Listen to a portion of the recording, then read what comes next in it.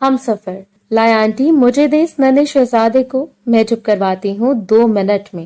مشال کو اس خاتون پر ترس آیا جو 9-10 ماہ کے روتے اسپیشل بچے کو چپ کروانے میں ہلکان ہو رہی تھی۔ وہ چھوٹی بہن کے ساتھ کزن کی شادی میں آئی تھی۔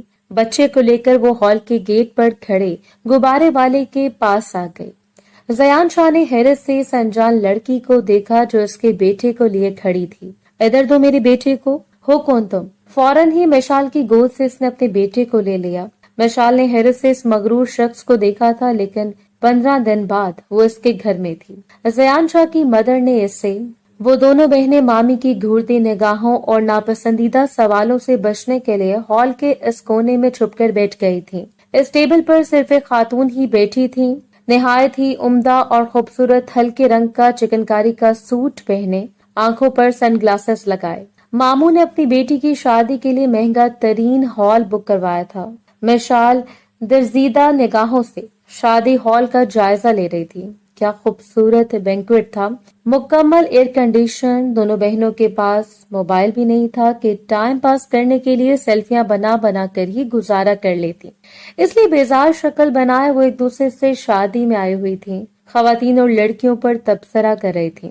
لیکن مشال کی نگاہیں اس خوبصورت گوڑے جے ہیزل گرین آنکھوں والے بچے کا بھی جو کہ اس خاتون کی گود میں تھا۔ لیکن اچانک اس بچے نے رونا شروع کر دیا۔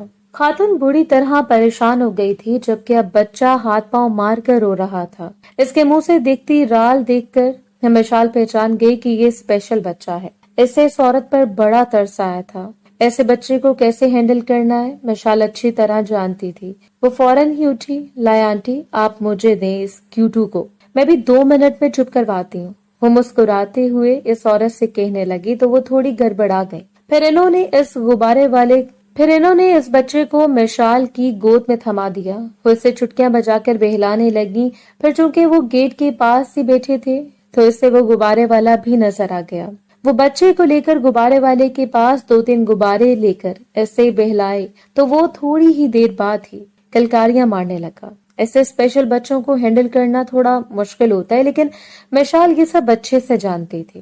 اس نے چند منٹ میں ہی اسے خاموش کروا دیا تھا۔ روشنیاں، لائٹس، غبارے دکھا کر اب وہ بچہ بہل کر چپ ہو گیا تھا۔ لیکن تبھی پریشان چہرہ لیے زیان شاہ اپنے بچے کو ہی دیکھنے کے لیے اسی طرف سے گزرا، لیکن اچانک اس کی نظر پر پرپل کلر کا سوٹ کھلے بالوں والی لڑکی پر پڑی۔ کندھے پر دوپٹہ ایک طرف لٹک رہا تھا جبکہ گود میں اس نے ہمدان کو لے رکھا تھا۔ اپنے بیٹے کو اس اجنبی لڑکی کی گود میں دیکھ کر وہ حیران رہ گیا۔ تبھی تیزی سے اس کے قریب آ کر ہمدان کو اس کی گود سے لے لیا۔ یہ میرا بچہ تمہارے پاس کیا کر رہا ہے اور تم کون ہو؟ وہ اسے گھور کر تیز لہجے میں کہنے لگا۔ مشال اس اچانک آنے والی افتاد پر اچھل پڑی تھی۔ وہ حیران ہو کر اس مغرور شخص کو دیکھ رہی تھی جس کی بھویں تنی ہوئی تھی، لمبی ناک پر غصہ تھا، اونچا لمبا قد، وجاہت سے بھرپور اور بالکل ہمدان جیسی ہیزل گرین آنکھیں۔ اسے دیکھ کر صاف ظاہر تھا کہ ہمدان اپنے والد پر گیا ہے۔ جی میں اس کا جملہ ادھورا رہ گیا تھا اور وہ اپنے بچے کو لے کر ماما کے پاس آ گیا جہاں وہ مشال کی چھوٹی بہن منال سے باتیں کر رہی تھی۔ ماما یہ آپ نے ہمدان کو کیسے سونپ دیا تھا؟ نہ جان نہ پہچان، میں کہہ بھی رہا تھا کہ آپ سکینہ کو ساتھ لے کر چلیں۔ وہ دردانہ بیگم کے کان میں سرگوشی کرنے لگا۔ اس کے پیچھے پیچھے آتے مشال بھی اس ٹیبل پر بیٹھ گئی تھی اور اب اس شخص کو گھور کر دیکھ رہی تھی جو اسے نہ جانے کیا سمجھ رہا تھا۔ ماما سے بات کرتے اس کی نظر مشال پر پڑی۔ وہ اس لڑکی کو پہچان گیا تھا، شاید اس کے تیز رنگ کے کپڑوں کی وجہ سے ہمدان کو گود میں لے کر اب وہ دوسری طرف چلا گیا تھا۔ تبھی دردانہ بیگم مشال سے کہنے لگی، میں آپ سے معذرت کرتی ہوں بیٹا، دراصل میرا بیٹا اپنے بیٹے کے لیے بہت حساس ہے، وہ اسے 1 منٹ کے لیے خود سے دور نہیں کرتا، اس لیے اس نے تمہاری گود سے لے لیا ہوگا۔ دردانہ بیگم بیچاری شرمندہ سی ہو کر کہہ رہی تھی، ارے کوئی بات نہیں آنٹی، آپ کیوں معذرت کر رہی ہیں، میں سمجھ سکتی ہوں، آخر وہ اولاد ہے ان کی۔ مسکراتے ہوئے انہیں کہنے لگی، ویسے بیٹا بہت سمجھدار لگتی ہو، مجھے کیا کرتی ہو آپ؟ اب وہ بڑی دلچسپی سے مشال کو دیکھ رہی تھی۔ میں ایک اسکول میں پڑھاتی ہوں، دراصل وہ اسکول اسپیشل بچوں کا ہے، میں اسے بچوں کو پڑھاتی ہوں، میں سنبھالتی ہوں، کھانا پینا، لکھنا پڑھنا، اسکول میں یہ سب سکھایا جاتا ہے۔ وہ بڑے جوش سے دردانہ بیگم کو یہ سب بتا رہی تھی۔ ان کے چہرے پر ایک گہری مسکراہٹ دوڑ گئی۔ انہیں کسی ایسی پڑھی لکھی لڑکی کی تو تلاش تھی جو ان کے پوتے کو سنبھال سکے، اس کا خیال رکھ سکے۔ اچانک ہی انہیں ایک بات کا خیال آیا تھا۔ اچھا بیٹا، کتنی تنخواہ ہے آپ کی؟ آنٹی محنت تو بہت ہے لیکن اسکول والے تنخواہ کم دیتے ہیں، صرف 15,000 روپے، وہ منہ بنا کر انہیں بتا رہی تھی۔ منال بار بار اسے اشارے کر رہی تھی کہ آپ ہی بس کر دو، کتنا بول رہی ہو، لیکن وہ ان اشاروں سے انجان بن کر مسلسل دردانہ بیگم سے باتیں کر رہی تھی۔ کبھی مومانی یہاں سے گزری تھی۔ ارے مسز شاہ، آپ یہاں سب سے آخر میں کیوں بیٹھے ہیں؟ چلیں چلیں آگے چل کر بیٹھیں۔ وہاں پر میں نے اسپیشل گیسٹ کی ٹیبل لگوائی ہے اور آپ ہماری سب سے خاص مہمان ہیں۔ وہ بڑی ملنساری سے دردانہ بیگم سے ملاقات کر رہی تھی۔ تبھی ان کی نظر مشال اور منال پر پڑی تو ان کے ماتھے پر تیوریاں چڑھ گئیں۔ او ہو، تم دونوں بھی آئی ہو شادی، غالباً تمہاری ماں تو آئی نہیں ہوگی۔ دردانہ بیگم یہاں بیٹھی تھی، اس لیے انہوں نے اپنا لہجہ حتی الامکان نرم رکھنے کی کوشش کی تھی۔ مشال جلدی سے کہنے لگی، مومانی وہ امی کی طبیعت ٹھیک نہیں تھی۔ ہاں ٹھیک ہے، یہ کہتے ہی وہ آگے بڑھ گئی تھی۔ تو مشال اور منال نے بھی خدا کا شکر ادا کیا، لیکن دردانہ بیگم کے من میں نہ جانے کیا کیا چل رہا تھا۔ تبھی وہ ایک لمحے کے لیے چپ بیٹھ کر مشال سے کہنے لگیں، کیا یہ آپ کے ریلیٹیو ہیں؟ جی آنٹی، یہ میری کزن کی شادی ہے، لیکن آپ کو تو پتا ہے کہ لوگ امیری غریبی کا فرق رکھتے ہیں۔ دیکھیں آج ہم اپنے ماموں کی بیٹی کی شادی میں کس اجنبی مہمان کی طرح بیٹھے ہیں، ہمیں کوئی پوچھنے والا نہیں۔ وجہ یہ کہ ہمارے گھر کے حالات، میں اور ماموں کے گھر کے حالات میں زمین آسمان کا فرق ہے۔ وہ اداس ہو کر انہیں کہنے لگی۔ دردانہ بیگم کو نہ جانے کیوں یہ لڑکی بہت اچھی لگ رہی تھی، بالکل اپنی اپنی سے۔ باپ کے کندھے سے لگے ہمدان سو گیا تھا۔ سوئے ہوئے ہمدان کو ماں کے پاس چھوڑ کر وہ واپس پلٹ گئی، لیکن مشال کو اس مغرور شخص پر بہت غصہ آیا۔ کیسے جھپٹ کر اس نے اس بچے کو اس کی گود سے لیا تھا جسے وہ کوئی بچے اغوا کرنے والی ہے۔ کھانا کھاتے منال کہنے لگی، آپ ہی چلتے ہیں، بہت دیر ہو گئی ہے۔ ہاں چلو، بس وہ اٹھنے ہی والی تھی کہ دردانہ بیگم نے اس سے کچھ کہنے کے لیے روک لیا۔ بیٹا میں تم سے کچھ کہنا چاہتی ہوں۔ دیکھو تمہیں بھی اندازہ ہو گیا ہوگا کہ میرا یہ پوتا ایک اسپیشل بچہ ہے، اس لیے میں کافی دنوں سے ایک گورنس تلاش کر رہی ہوں جو اس کی دیکھ بھال کر سکے۔ بیٹا میں تمہیں 1 لاکھ تنخواہ دوں گی اگر تم یہ نوکری کرو گی تو، کیونکہ تم مجھے بہت اچھی لگی ہو۔ مجھے ایسا لگ رہا ہے کہ تم میرے پوتے کا بہت اچھے سے خیال رکھو گی۔ ان کے لہجے میں ایک عجیب سی بے چینی اور جھجک تھی۔ مشال کا منہ کھلا کا کھلا رہ گیا۔ کیا آنٹی سچ میں 1 لاکھ روپے؟ اسے یقین نہیں آ رہا تھا۔ اس کی آنکھیں تو پھٹ پڑی تھی۔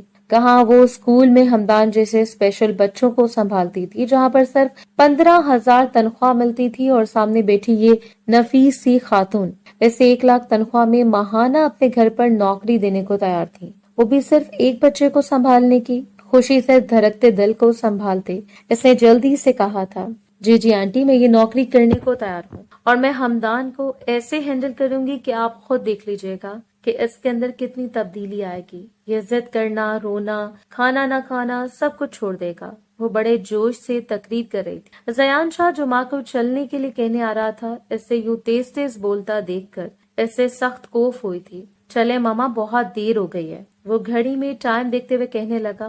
ہمدان کو اس نے اپنے کندھے سے لگا لیا تھا۔ آج اگر اس کے بزنس پارٹنر کی بیٹی کی شادی نہ ہوتی تو وہ کبھی بھی یوں غیر ضروری ٹائم ضائع کرنے نہ آتا، لیکن آج یہاں اس شادی میں آنا اس کی مجبوری تھی۔ ٹھیک ہے بیٹا، یہ میرا کارڈ ہے، آپ اس ایڈریس پر آ جانا۔ یہاں سے بیٹا میں تمہارا انتظار کروں گی۔ جاتے جاتے وہ اس کے گال پر تھپکی دے کر چلی گئی، اور مشال حیرت سے اس مہربان عورت کو دیکھتی رہ گئی۔ اس کی خوشی کی کوئی انتہا نہ تھی۔ پھر وہ منال سے کہنے لگی، دیکھا کبھی کبھی قسمت کتنی مہربان ہو جاتی ہے۔ سچ میں ہی یہاں شادی میں آنا تو میرے لیے بہت مفید ثابت ہوا۔ اب وہ دونوں بہنیں جانے کے لیے اٹھ گئی تھی۔ ابو ایک گڈ نیوز ہے، مجھے آپ کو ایک دینی ہے، اچھی جاب کی آفر آئی ہے، میں کل صبح جاؤں گی وہاں پر۔ وہ بڑے جوش سے باپ سے بات کر رہی تھی۔ اچھا بیٹا، یہ تو بہت اچھی بات ہے۔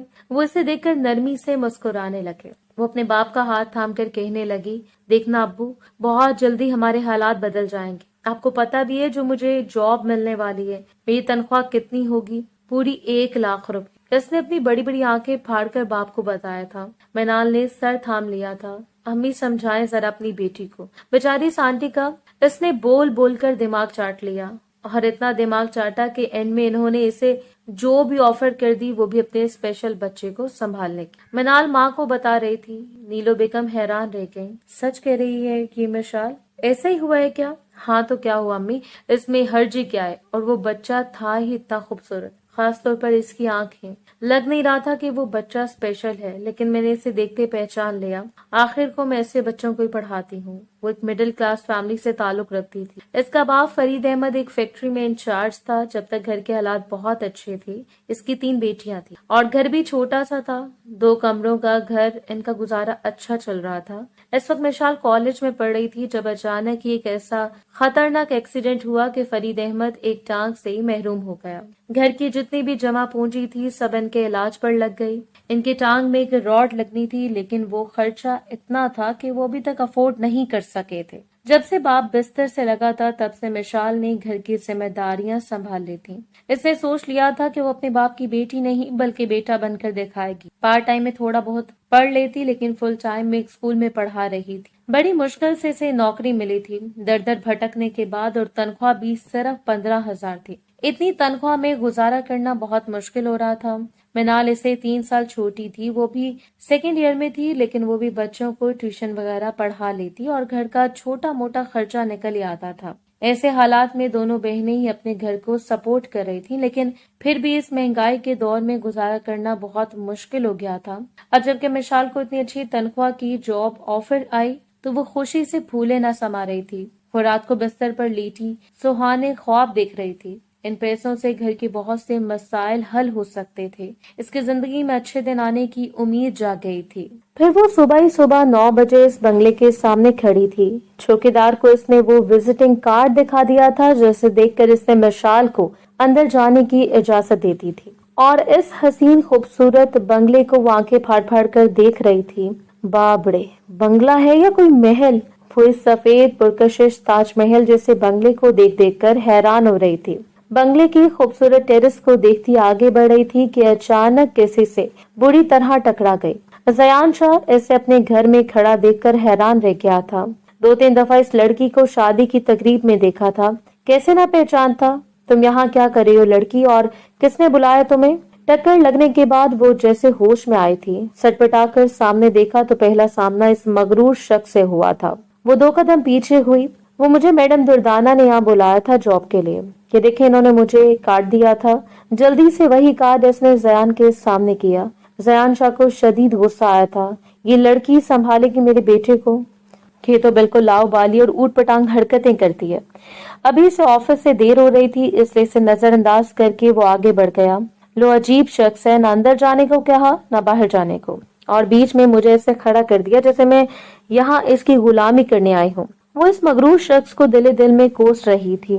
تبھی ایک عمر رسیدہ عورت اس کے سامنے آ کر کھڑی ہوئی۔ کیا تم ہی نوکری کے لیے آئی ہو؟ وہ مشال کے سامنے آ کر کہنے لگی۔ جی میں ہی ہوں، دردانہ میڈم کہاں ہے؟ وہ سکینہ تھی، دردانہ بیگم کی ملازمہ۔ وہ اسے لے کر اندر آ گئی تھی، جہاں ہمدان کو سنبھالنے میں وہ ہلکان ہو رہی تھی۔ مشال نے فوراً ہی ہمدان کو ان کی گود سے لیا تھا۔ مجھے امید نہیں تھی کہ تم آؤ گی، بہت خوشی ہوئی بیٹا تمہیں یہاں دیکھ کر۔ ان کی نرم مزاجی پر وہ خوشی سے پھولے نہ سمائی۔ جی آنٹی آپ فکر نہ کریں، میں اسے ایسے سنبھالوں گی کہ آپ خود دیکھ کر حیران رہ جائیں گی۔ دن رات اس کا خیال رکھوں گی، آپ کو کوئی شکایت کا موقع نہ دوں گی۔ وہ جلدی یہ سب کہہ رہی تھی۔ ٹھیک ہے بیٹا آؤ، میں تمہیں اس کا کمرہ دکھا دیتی ہوں اور تمہیں اس کے بارے میں کچھ انفارمیشن بھی دے دیتی ہوں۔ وہ اسے لے کر ہمدان شاہ کے کمرے میں آ گئی تھی، اور اس کا کمرہ تھا یا کوئی چھوٹا سا محل، جا بجا خوبصورت کھلونے، خوبصورت بستر، کمرے میں چھوٹا سا اے سی لگا تھا، ہر چیز سہولت کی موجود تھی۔ اس کے کھلونے، رنگ برنگی کتابیں، حالانکہ وہ ابھی اتنا چھوٹا سا تھا، صرف 10 مہینے کا، لیکن زیان شاہ نے اپنے بیٹے کے لیے اس کے کمرے میں ایک دنیا سجا دی تھی، اور مشال حیران ہو رہی تھی کہ کس قدر دولت مند خاندان ہے۔ یہ سچ میں اللہ تعالیٰ دیتا ہے تو چھپڑ پھاڑ کر دیتا ہے۔ ایک تو خوبصورت محل، اوپر سے یہ کیوٹ سا بچہ، لیکن اس کی ماں اچانک ہی وہ اپنے دل میں اتنی سوچ سے دامن چھڑاتی دردانہ بیگم کی طرف متوجہ ہوئی تھی۔ دراصل بیٹا یہ ان بچوں میں سے ہے جو زیادہ ذہنی معذور نہیں ہوتے، بس وقتی طور پر انہیں کچھ وقت لگتا ہے تو اپنے دوسرے ہم عمر بچوں کے ذہن تک آنے کے لیے، لیکن ڈاکٹر نے امید دلائی ہے کہ اگر یہ اسے مناسب توجہ اور مناسب خوراک اور دیکھ بھال دی جائے تو یہ بہت جلد ٹھیک ہو جائے گا۔ جی آنٹی انشاءاللہ، کیوں نہیں، ایک دن یہ بالکل ٹھیک ہو جائے گا، آپ خود دیکھیں گی۔ बस मैं दिन रात एक कर दूंगी, लेकिन इसका बहुत ख्याल रखूंगी। वैसे भी इतना क्यूट है कि इसे देखते ही प्यार आ जाता है। इसके गाल पर चुटकियां काट रही थी। गोलू मोलू सा बच्चा जान में भी बहुत प्यारा था। अपनी ग्रीन आंखें उठाकर कमरे में चमकती रोशनियों को देख रहा था। मिशाल की आंखों में इसके लिए मोहब्बत थी। दुर्दाना बेगम की आंखें भर आई थीं। ये तो तुम कह रही हो ना बेटा कि इंसान को इस पर बड़ा प्यार आ जाता है, लेकिन जिंदगी ने इसके साथ ऐसा खेल खेला है कि मुझे यकीन नहीं आता कि ये बच्चा ऐसी किस्मत लेकर इस दुनिया में आया है। न जाने क्यों इसकी आंखें नम थी। मिशाल कुछ खामोश सी हो गई। वो किसी की पर्सनल बातें बहुत कम पूछती थी। वो जानती थी कि हर इंसान अपने दिल में गम का एक तूफान, एक पहाड़ लेकर बैठा है, इसलिए इनके जख्मों को कुरेदना नहीं चाहती थी। तभी बात बदलते हुए कहने लगी, लेकिन आंटी, आपने अभी तक इसके लिए किसी केयर टेकर का बंदोबस्त क्यों नहीं किया था? क्या आपको इसकी जरूरत महसूस नहीं हुई थी? दुर्दाना बेगम कहने लगी, एक नहीं 10 केयर टेकर्स को मैंने इसके लिए हायर किया, लेकिन इन्हें ठीक तरह से हैंडल करना ही नहीं आया। हमदान को सिर्फ 1 महीना नौकरी करती और फिर खुद ही तंग आकर छोड़कर भाग जाती। एक नहीं 10 केयर टेकर को मैंने इसके लिए हायर किया, लेकिन इन्हें ठीक तरह से हैंडल करना ही नहीं आया। हमदान को सिर्फ 1 महीना नौकरी करती और फिर खुद ही तंग आकर छोड़कर भाग जाती। कुछ मेरा बेटा ज़यान भी मिजाज का बहुत तेज है। वो किसी की जरा सी गलती पर भी इसे नहीं बख्शता। वो इन पर इतना गुस्सा करता है कि वो तंग आकर खुद ही नौकरी छोड़कर चली जाती।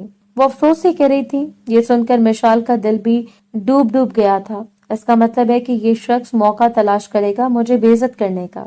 नहीं नहीं, मैं ऐसा कोई मौका आने ही नहीं दूंगी। वो फैसला कर चुकी थी। फिर इसने अपनी नौकरी शुरू कर दी और स्कूल से बगैर बताए रिजाइन दे दिया।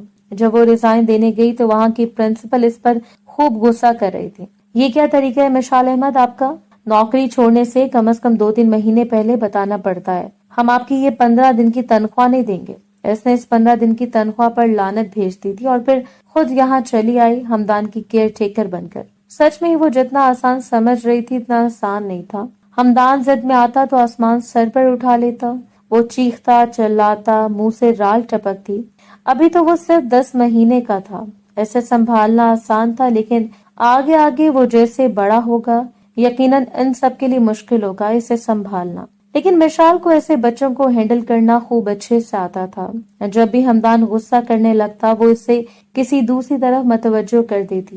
वो अपना गुस्सा भूल कर इन खिलौनों में लग जाता या फिर वो रंग बिरंगी किताबें दिखाती, बोलने वाले खिलौने इसके सामने रख देती।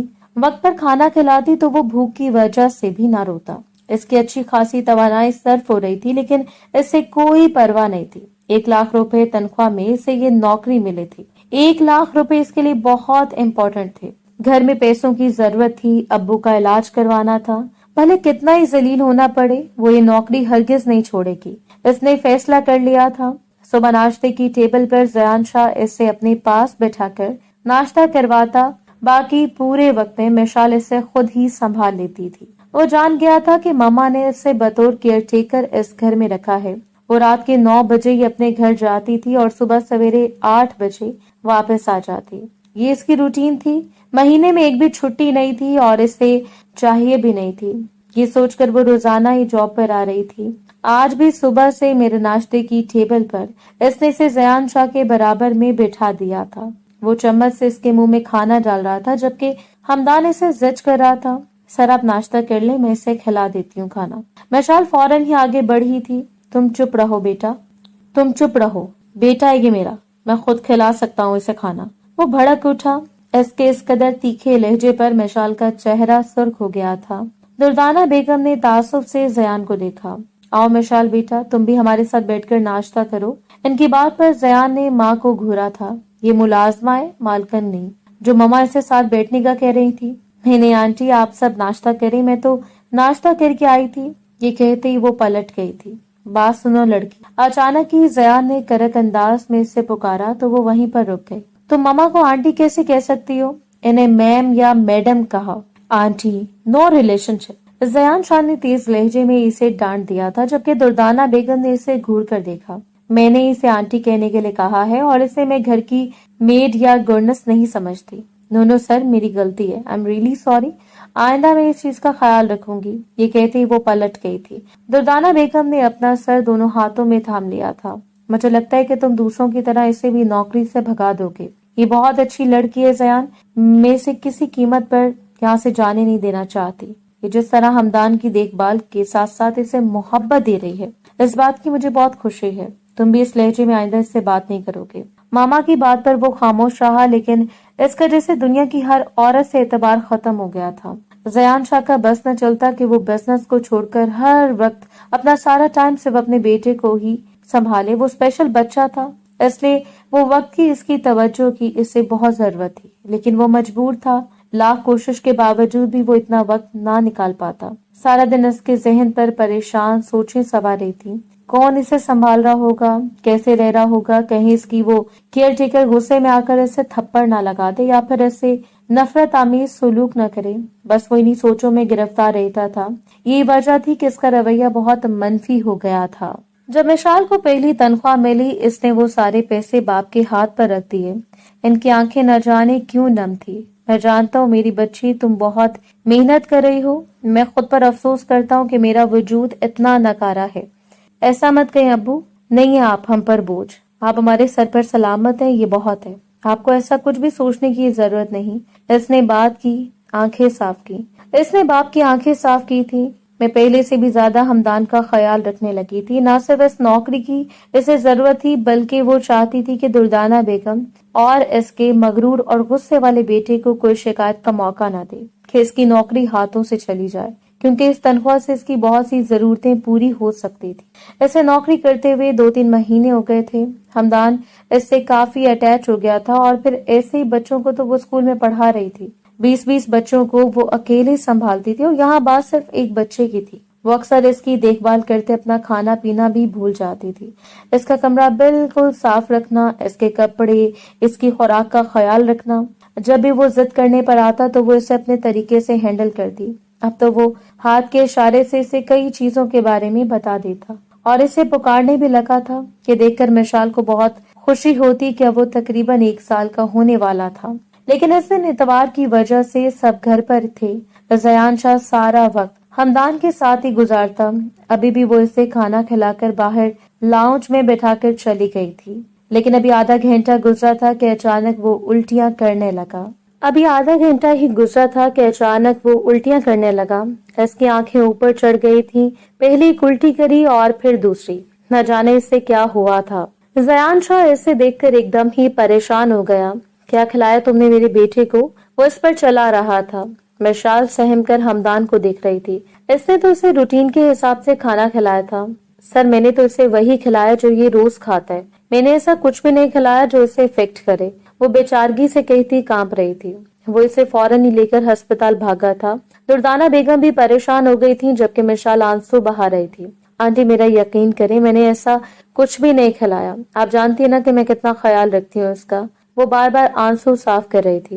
दुर्दाना बेगम इसे तसल्ली देते हुए कहने लगी, अरे कुछ नहीं हो जाता है, कभी कभार बच्चे की तबीयत खराब हो जाती है।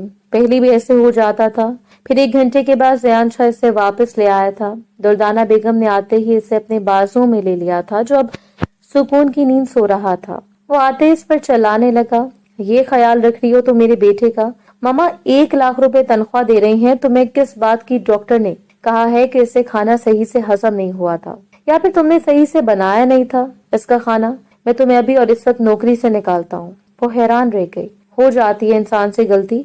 हो सकता है कि वो जल्दबाजी में ठीक से खाना ना पका पाई हो।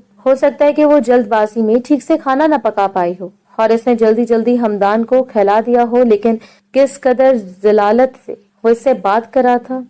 आंसू साफ करते वो खामोश हो गई। दुर्दाना बेगम ने ज़यान को घूर कर देखा था। क्या हो गए तुम्हें ज़यान? हो जाती है इंसान से गलती। कोई बात नहीं, बच्ची है, वो इतना ख्याल रखती है। इसके आने से तो जैसे मुझे सुकून हो गया है, और हमदान भी इससे बहुत अटैच है।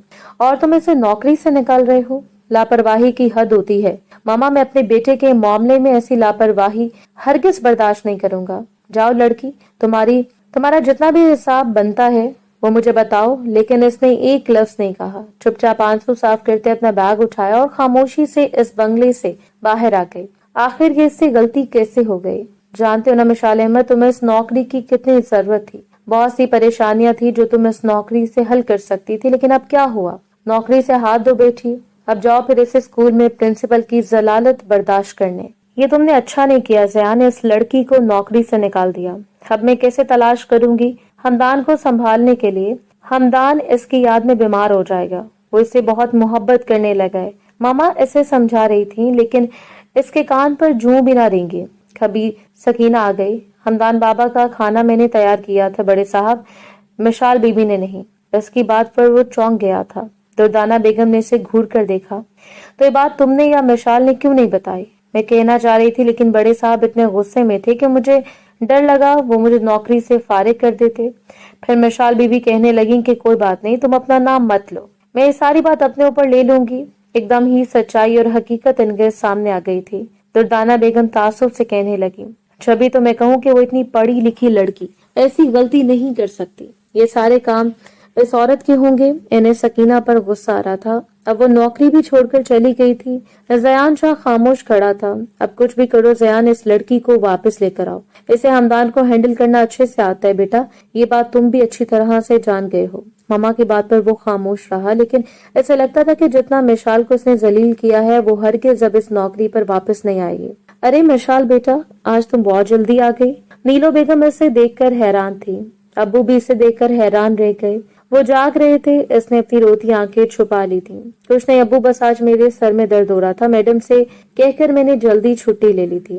اس نے اپنی نوکری چھوڑنے کی بات چھپا لی تھی۔ وہ انہیں کوئی تکلیف نہیں دینا چاہتی تھی۔ ابھی 3 مہینے پہلے ہی تو یہ نوکری ملی تھی جس پر وہ بہت خوش تھی۔ تنخواہ اتنی زیادہ تھی کہ ان کا گھر تھوڑا تھوڑا سیٹ ہوتا جا رہا تھا۔ کہاں اس نے خواب دیکھے تھے کہ اب وہ اس نوکری کو کبھی نہیں چھوڑے گی کیونکہ اسے پیسوں کی ضرورت ہے۔ ابو کا علاج کروانا ہے مکمل، لیکن اس کے سارے خواب ادھورے رہ گئے تھے صرف ایک انسان کے غصے کی وجہ سے۔ وہ جانتی تھی کہ اگر وہ مغرور شخص ہے، انا تو کوٹ کوٹ کر بھری ہے اس میں۔ ایک دفعہ بھی اپنے بچے کا خیال نہیں کیا کہ وہ بچہ جو مجھ سے اتنا اٹیچ ہے، اتنی محبت کرنے لگا ہے، وہ میرے بغیر کیسے رہے گا؟ تو کیا میں اس کے بغیر رہ لوں گی؟ ابھی تک اس کی آنکھوں کے سامنے ہمدان کی ہیزل گرین آنکھیں جا نہیں رہی تھیں۔ وہ اداس سے اپنے بستر پر بیٹھی تھی، تبھی منال اس کے لیے کھانا لے آئی۔ کھانا کھا لو آپی، تم اتنی پریشان کیوں لگ رہی ہو؟ وہ بہن تھی، اس کے دل میں جھانکنا خوب آتا تھا۔ جلدی سے چہرہ جھکاتے ہوئے وہ کہنے لگی، نہیں نہیں، میں کہاں پریشان ہوں، بس ایسے سر میں درد ہو رہا ہے۔ وہ بے دلی سے کھانا کھا رہی تھی لیکن دل میں سوچنے لگی کہ اب پھر سے اسے اسکول میں جانا پڑے گا نوکری حاصل کرنے کے لیے، تو کیا پرنسپل اسے نوکری پر رکھ لے گی؟ یہ سوال منہ کھولے اس کے سامنے کھڑا تھا۔ اب آپ کیا لینے آئی ہیں جب تو نوکری پر لات مار کر چلتی بنی؟ بتانا بھی گوارا نہیں کیا کہ میں یہ نوکری ریزائن کر رہی ہوں۔ پرنسپل اسے کھڑی کھڑی سنا رہی تھی، آئی ایم سوری میڈم، لیکن پلیز مجھے نوکری کی ضرورت ہے۔ جب تک مجھے کہیں دوسری جگہ نوکری نہیں مل جاتی مجھے آپ یہاں پر ہائر کر لیں۔ وہ ان کی منتیں کر رہی تھی۔ اچھا، تو اس وجہ سے آپ یہاں نوکری کریں گی جب تک دوسری نوکری کا آسرا نہیں ہو جاتا اور پھر سے اسے لات مار کر چلتی بنے گی؟ ہرگز نہیں، اب ہم بار بار یہ رسک نہیں لیں گے۔ ابھی کوئی جگہ خالی ہوگی تو پھر میں آپ کو فون کر کے بتا دوں گی۔ پرنسپل نے اسے چلتا کیا تھا۔ تپتی دھوپ میں وہ اسکول سے باہر نکل آئی۔ 3 دن سے وہ نوکری تلاش کرتی پھر رہی تھی۔ گھر والوں کے سامنے اس نے بہانہ بنا دیا تھا کہ ہمدان اپنے پیرنٹس کے ساتھ دوسرے شہر گیا ہوا ہے، اس لیے وہ چھٹیوں پر ہے۔ پیدل سڑک کنارے چلتے ہیں، ماتھے سے پسینہ صاف کرتے وہ پریشان سوچوں میں مگن تھی۔ جب ایک گاڑی آ کر اس کے برابر میں رکی، وہ گھبرا کر دور ہوئی تھی لیکن گاڑی کا شیشہ نیچے کرنے والا کوئی اور نہیں زیان شاہ تھا۔ آؤ گاڑی میں بیٹھو، وہ اس کے کہنے پر حیران رہ گئی۔ نو سر، میں چلی جاؤں گی۔ وہ پلٹ کر جانے لگی تو زیان شاہ گاڑی سے اتر کر اس کے سامنے آ گیا۔ تیز بخار ہے ہمدان کو اور میں تمہیں لینے آیا ہوں، ماما نے بھیجا ہے مجھے، وہ تمہیں یاد کر رہا ہے۔ زیان کے کہنے پر وہ پریشان ہو گئی تھی کہ ہمدان کو بخار ہے۔ جو بھی تھا وہ اس بچے سے بہت محبت کرنے لگی تھی۔ اس کی تکلیف اور بیماری کا سن کر وہ اب انکار کر کے گناہ نہیں کمانا چاہتی تھی، اس لیے چپ چاپ گاڑی میں بیٹھ گئی۔ جب وہ اسے گھر کی بجائے ہسپتال لے کر آیا تو مشال چونک گئی تھی۔ کیا اس کی طبیعت اتنی خراب ہو گئی ہے کہ آپ نے مجھے پہلے کیوں نہیں بتایا؟ وہ پریشان سی ہو کر زیان سے کہہ رہی تھی۔ دردانہ بیگم ایسے آتے دیکھ کر خوش ہو گئی۔ شکر ہے میری بچی تم آ گئی، مجھے معاف کر دو، میرا اس میں کوئی قصور نہیں تھا۔ زیان نے غصے میں آ کر تمہیں نوکری سے فارغ کیا تھا، میں تم سے شرمندہ ہوں۔ انہوں نے اس کے سامنے ہاتھ جوڑے تو وہ بھی شرمندہ سی ہو گئی تھی۔ یہ کیا کر رہی ہیں آپ آنٹی؟ پلیز ایسا نہ کریں۔ وہ فوراً ہی ہمدان کے پاس آ گئی۔ جس کے ہاتھ پر ڈرپ لگی تھی۔ ایسا کیا ہو گیا تھا اسے جو ہسپتال میں ایڈمٹ ہو گیا ہے؟ وہ اسے دیکھ کر رونے لگی۔ پتہ نہیں بیٹا، بس 2 رات پہلے بخار اتنا تیز ہوا کہ ہم ہسپتال لے کر آ گئے تو ڈاکٹر نے اسے ایڈمٹ کر لیا۔ آپ پریشان مت ہو، کچھ نہیں ہوگا اسے، یہ بالکل ٹھیک ہو جائے گا۔ وہ پیار سے اس کے سیاہ بالوں میں انگلیاں پھیرتے ہوئے کہنے لگی۔ پھر پوری رات اس کے سرہانے بیٹھی رہی۔ بیٹا، تمہارے گھر والے پریشان تو نہیں ہوں گے؟ دردانہ بیگم پریشانی سے اسے کہہ رہی تھی تو وہ ایک دم چونکی۔ جی نہیں، انہیں معلوم ہی نہیں کہ میں یہاں پر ہوں۔ اور وہ بے چین سی اٹھ کھڑی ہوئی۔ میں صبح آ جاؤں گی آنٹی، آپ پلیز ہمدان کا بہت خیال رکھنا، وہ ان سے ملتجی لہجے میں کہہ رہی تھی۔ ٹھیک ہے بیٹا، صبح ضرور آنا، میں تمہارا انتظار کروں گی۔ انہیں تسلی دے کر وہ آگے بڑھ گئی تھی۔ چلو میں تمہیں تمہارے گھر چھوڑ دیتا ہوں۔ زیان شاہ فوراً آگے بڑھا تھا۔ نہیں، مہربانی آپ کی، میں چلی جاؤں گی۔ وہ سڑک پر کھڑی کسی رکشے کی تلاش میں تھی، تبھی وہ فوراً اس کے پیچھے آیا تھا۔ اتنی رات کو اکیلی رکشے میں جائیں گی؟ مناسب نہیں لگتا، آپ بیٹھی گاڑی میں چھوڑ دیتا ہوں۔ اس کے 2 ٹوک لہجے کے کہنے پر وہ کچھ بھی نہ بول سکی، پھر اس کی گاڑی میں بیٹھ گئی۔ میں ایکسکیوز کرتا ہوں آپ سے، اس دن جو بھی غصے میں کہا۔ دراصل جب سے ہمدان میری زندگی میں آیا ہے، یقین مانے پوری زندگی جیسے ایک دائرے میں گھوم رہی ہے، وہ بھاری لہجے میں کہہ رہا تھا، جبکہ مشال اس مغرور شخص کے منہ سے اپنے لیے اتنا نرم لہجہ دیکھ کر حیران تھی۔ میں سمجھ سکتی ہوں جو آپ کہنا چاہتے ہیں، اتنا کہہ کر وہ خاموش ہو گئی تھی۔ اس نے کبھی بھی یہ سوال نہیں کیا تھا کہ ہمدان کی ماں کہاں ہے، تو اس دنیا میں ہے، زندہ ہے یا مر چکی ہے، اسے نہیں معلوم تھا اور نہ ہی اسے پوچھنے کا حق بنتا تھا۔ وہ ایک ملازمہ تھی، کوئی رشتہ دار تو نہیں جو ایسے سوال پوچھنے کا حق تھا جسے۔ لیکن آج زیان شاہ اسے خود ہی بتانے لگا۔ اروبہ میری بیوی تھی، ہمدان کی ماں۔ دراصل ہمارے خاندان میں پچھلے 20 سالوں سے یہ ہوتا آ رہا ہے کہ ہر ایک خاندان میں ایک اسپیشل بچہ ضرور پیدا ہوتا ہے، یا تو اولاد ہی نہیں ہوتی یا پھر اولاد پیدا ہوتی ہے تو وہ ذہنی طور پر معذور ہوتی ہے۔ اروبہ جب امید سے تھی تو ڈاکٹر نے کہا تھا کہ میرا بچہ بالکل صحت مند اور تندرست ہے، ذہنی بھی جسمانی بھی، لیکن جب بھی وہ پیدا ہوا تو انہوں نے بری خبر سنائی تھی۔ الٹرا ساؤنڈ ساری رپورٹس غلط ثابت ہوئی، وہ بھی ایسا ہی تھا جیسے ہمارے خاندان کے باقی دوسرے بچے جو بھی اس دنیا میں نہیں۔ یہ سن کر مشال چونک گئی تھی تو زیان شاہ نم آنکھوں سے کہنے لگا، یہ حقیقت ہے، وہ دونوں بچے بھی ہمدان کی طرح تھے، لیکن جب 9 اور 10 سال کے ہوئے تو دونوں اس دنیا سے رخصت ہو گئے۔ وہ میرے سگے تایا زاد کی اولادیں تھیں۔ اروبہ کو جب ہماری خاندانی ہسٹری کا پتہ چلا تو اس نے مجھ سے علیحدگی کا مطالبہ کیا۔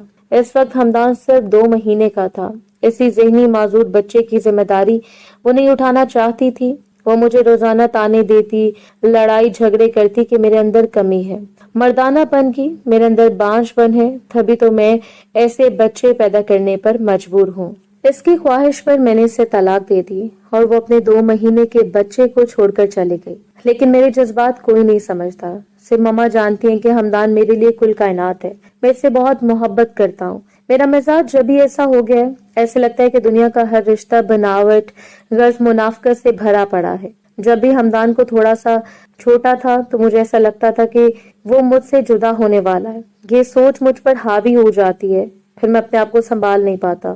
خیر، میں نے آج آپ کو یہ سمجھ لیے بتایا ہے کہ میں نے جان لیا ہے، پھر اس طرح آپ میرے بچے کو ہینڈل کر سکتی ہیں، اس طرح کوئی دوسرا نہیں کر سکتا۔ امید ہے کہ آپ مجھے معاف کر دیں، دوبارہ نوکری جوائن کر لیں۔ مشال نے اس بات میں سر ہلایا تھا، اسے دل سے اپنی سوچ پر بھی افسوس ہو رہا تھا۔ کل تک وہ اس شخص کو مغرور، انا پرس، نہ جانے کیا کیا کہہ رہی تھی، لیکن جو کچھ اس کے ساتھ ہوا تھا، ایسا اگر کسی بھی شخص کے ساتھ ہوتا تو شاید وہ اندر سے ایسا ہی کھوکھلا ہو جائے۔ کس قدر سنگ دل عورت ہوگی وہ جو اپنے بچے کو ایسی حالت میں چھوڑ کر طلاق لے کر چلتی بنی اپنی نئی دنیا بسانے کے لیے۔ مشال کو اس عورت سے نفرت محسوس ہوئی تھی، لیکن ساتھ ہی وہ ہمدان کی خیریت کے لیے دعا بھی کر رہی تھی، یا خدا اسے لمبی زندگی دینا، اتنی لمبی کہ اس کا باپ جو اسے دیکھ دیکھ کر جیتا ہے وہ کبھی اس کے لیے پریشان نہ ہو۔ وہ یہ دعائیں دل سے کر رہی تھی۔ زیان شاہ نے اس خوبصورت آنکھوں والی لڑکی کو دیکھا جس کی آنکھیں جھکی ہوئی تھیں، مری ہوئی پلکیں جنبش کے ساتھ ہل رہی تھیں۔ اتنی بے عزتی کے باوجود وہ صبح نوکری پر واپس آنے کے لیے تیار تھی۔ یقیناً کوئی نہ کوئی تو مجبوری ہوگی، پھر بھی وہ اس کے دل سے شکر گزار تھا۔ گلی کی نکڑ پر ایسے اتار کر وہ دور تک اسے جاتے ہوئے دیکھتا رہا، تبھی اچانک مشال نے پلٹ کر اسے دیکھا جو گاڑی روک کر اسے گھر کے اندر جاتے ہوئے دیکھ رہا تھا۔ یہ دیکھ کر وہ حیران رہ گئے۔ ہمدان ایک رات ہاسپٹل میں ایڈمٹ ہونے کے بعد گھر آ گیا تھا۔ صبح ہی مرشال بھی اپنی جاب پر واپس آ گئی۔ ویسے بھی اسے اس نوکری کی ضرورت تھی، کچھ وہ ہمدان کو بہت زیادہ یاد کر رہی تھی۔ اس نے محبت سے اس معصوم چہرے کو دیکھا جو آج گہری نیند میں تھا۔ وہ اس کے سرہانے بیٹھی تھی جب زیان شاہ نے کمرے میں قدم رکھا۔ مشال کو دیکھ کر اس کے چہرے پر اطمینان چھا گیا تھا۔ وہ اچھی طرح جان گیا تھا کہ ہمدان اس کی توجہ کا عادی ہے اور وہ اس کے بغیر نہیں رہ سکتا۔ اب وہ اس بات سے بے فکر تھا کہ اس کے گھر میں کیئر نہیں ہو رہی۔ وہ جانتا تھا کہ مشال اس کی بہت اچھے سے کیئر کرتی ہے۔ دردانہ بیگم نے اسے اس بات کا یقین دلایا تھا کہ جب اسے ڈاکٹر نے اروبا کی گود میں لا کر دیا اور اسے خبر سنائی تھی کہ آپ کا بچہ اب نارمل ہے، یہ سنتا اروبا نے اسے گود میں ہی لینے سے انکار کر دیا۔ یہ کیا کہہ رہے ہیں آپ؟ ایسا کچھ نہیں ہو سکتا۔ اگر ایسی بات تھی تو ڈاکٹر نے مجھے یہ بات پہلے کیوں نہیں بتائی؟ میرا بچہ تبدیل کر دیا گیا ہے، لیکن زیان شاہ اچھی طرح جانتا تھا کہ اس کی خاندانی ہسٹری میں یہ سب لکھا ہے۔ اسے ایسے ہی بچے کو قبول کرنا تھا۔ اس نے ہمدان کو اپنے سینے سے لگا لیا۔ اروبا، اگر اللہ نے ہمیں اس آزمائش میں ڈالا ہے تو وہی اس سے نکالے گا ہمیں۔ اس بات پر صبر کرنا چاہیے۔ اس نے اسے سینے سے لگانا چاہا لیکن اروبا نے اسے دھکیل دیا تھا۔ نو وے، مجھے ایک صحت مند بچے کی خواہش تھی، نہ کہ ایک ذہنی معذور بچے۔ میں کیسے سنبھالوں گی اسے؟ میری سوشل لائف ہے، پوری زندگی ڈسٹرب ہو جائے گی میری۔ اسے سخت غصہ آ رہا تھا اور پھر لڑائی جھگڑے اتنے بڑھے کہ اس نے ہمدان اور زیان شاہ کو ہمیشہ کے لیے چھوڑ دیا۔ لیکن وہ ہمدان کو نہیں چھوڑ سکتا تھا۔ وہ اس کے جگر کا ٹکڑا تھا، بہت زیادہ محبت تھی اسے اپنے بچے سے۔ آج یہ ساری باتیں یاد دلا رہی تھیں کہ کمرے کی کھڑکی میں کھڑا وہ لان میں موجود مشال کو دیکھ رہا تھا جو اس کے بچے کے ساتھ بچہ بن کر کھیل رہی تھی۔ ہمدان اسے دیکھ کر ہاتھ ہلا رہا تھا۔ اس کے چہرے پر سچی خوشی تھی۔ وہ اس لمحے بہت معصوم، بہت پیارا لگ رہا تھا۔ کیا دیکھ رہے ہو بیٹا؟ اچانک ہی دردانہ بیگم اس کے پیچھے آ کر کھڑی ہوئی تو وہ چونک گیا۔ کچھ نہیں ماما، بس میں دیکھ رہا ہوں کہ ہمدان اس لڑکی کے ساتھ کتنا اٹیچ ہو گیا ہے۔ اگر کل کو اس کی شادی ہو گئی، یہ جاب چھوڑ کر چلی گئی تو ہمارے لیے پریشانی کھڑی ہو جائے گی۔ ہاں تم صحیح کہہ رہے ہو زیان، تبھی تو میں نے ایک فیصلہ کیا ہے۔ کیسا فیصلہ ماما؟ وہ حیران ہو کر کہہ رہا تھا۔ دردانہ بیگم نے اس کی طرف غور سے دیکھا، پھر کہنے لگی، میں نے ایک فیصلہ کیا ہے کہ زیان، اور یہ بہت سوچ سمجھ کر فیصلہ کیا ہے کہ میری بات یاد رکھنا، پہلی شادی تم نے اپنی مرضی اور اپنی پسند سے کی تھی، وہ عورت جو بے وفا اور بہت ہی گھٹیا نکلی۔ لیکن دوسری شادی کے لیے میں نے تمہارے لیے لڑکی دیکھی ہے، اور وہ لڑکی کوئی اور نہیں بلکہ مشال ہے۔ میں اسے ہمیشہ کے لیے اس گھر میں لے آؤں گی۔ کیا یہ آپ کہہ رہی ہیں؟ کیا یہ جانتے ہوئے بھی کہ ہمارے خاندان میں ذہنی معذور بچوں کا جنم ہوتا رہتا ہے وہ مجھ سے شادی کرے گی؟ یہ ناممکن ہے۔ میں کسی لڑکی کی زندگی نہیں برباد کر سکتا ماما، اور پھر وہ ساری زندگی ہمدان کی ذمہ داری نہیں اٹھائے گی۔ وہ ایک کنواری لڑکی ہے، میں شادی شدہ ایک بچے کا باپ ہوں۔ اس نے حیران ہو کر دردانہ بیگم کو دیکھا تھا تو وہ مسکراتے ہوئے کہنے لگی، مجھے یقین ہے کہ وہ اس بچے کی ذمہ داری اٹھائے گی، وہ بھی بہت محبت سے، کیونکہ وہ جس طریقے سے اسے سنبھالتی ہے، اسے کھلاتی پلاتی ہے، مجھے لگتا ہے کہ اس کے دل میں بھی ہمدان کے لیے سچی محبت پیدا ہو گئی ہے۔ ایسا کچھ نہیں ہے ماما، وہ صرف یہاں نوکری کر رہی ہے، آپ اس سے اچھے پیسے دے رہے ہیں، اس لیے وہ خوش ہو کر ہمدان کو سنبھالتی ہے۔ وہ بڑا ہی مایوس لگ رہا تھا۔ پھر بھی تم نا امید مت ہو، میں اس سے بات کروں گی، اسے کیسے راضی کرنا ہے یہ تم مجھ پر چھوڑ دو۔ دردانہ بیگم نے اس کے کندھے پر ہاتھ رکھ کر تھپکی دی اور کمرے سے باہر چلی گئی۔ تبھی اس کی نظر گلابی رنگ کے کپڑوں میں ملبوس اس لڑکی پر پڑی جو اس کے بچے کو بڑی محبت سے دیکھ رہی تھی۔ اگر زندگی سے بھرپور یہ لڑکی اس کی ہمسفر بن گئی تو شاید ہمدان اور اس کی دونوں کی زندگی خوبصورت ہو جائے۔ وہ بات سوچنے پر مجبور ہوا تھا۔ یہ کیا کہہ رہی ہیں آنٹی آپ؟ دردانہ بیگم کی بات پر وہ ہکا بکا رہ گئی تھی۔ بیٹا کیا آپ کو میری بات بری لگی ہے؟ دردانہ بیگم کے لہجے میں اداسی تھی۔ نہیں آنٹی، مجھے برا نہیں لگا، لیکن میرا اور آپ کے بیٹے کا کوئی جوڑ نہیں۔ میں انتہائی غریب فیملی سے ہوں، اپنا گھر چلانے کے لیے نوکری کر رہی ہوں۔ آپ لوگوں کی حیثیت بہت اونچی ہے آنٹی، وہ اتنے ہینڈسم، اتنے رئیس ہیں کہ انہیں تو کوئی بھی مل جائے گی۔ وہ سر جھکائے عاجزی سے کہہ رہی تھی، بیٹا زبان کو تو کوئی بھی لڑکی مل جائے گی، میں جانتی ہوں، اس لیے لڑکیوں کی کمی نہیں ہے، لیکن میرے ہمدان کو کوئی بھی لڑکی ماں کا پیار نہیں دے گی سوائے تمہارے۔ ان کی بات پر وہ حیران رہ گئی تھی کہ میں صرف تمہارا جواب جاننا چاہتی ہوں، تمہارے پاس سوچنے کے لیے وقت ہے، تم مجھے آرام سے جواب دے دینا، لیکن بیٹا مجھے مایوس نہ کرنا۔ وہ حیران رہ گئی، کہاں وہ آسمان کا چاند اور مشال جو اپنی زندگی میں اپنے اچھے دنوں کا انتظار کر رہی تھی، لیکن اس کے اوپر صرف اس کی ذمہ داری تو نہیں تھی، وہ تو ان خاندان کو پال رہی تھی۔ وہ محض اپنی خوشیوں کے لیے کیسے اپنے گھر والوں کو کہے کہ وہ شادی کرنا چاہتی ہے؟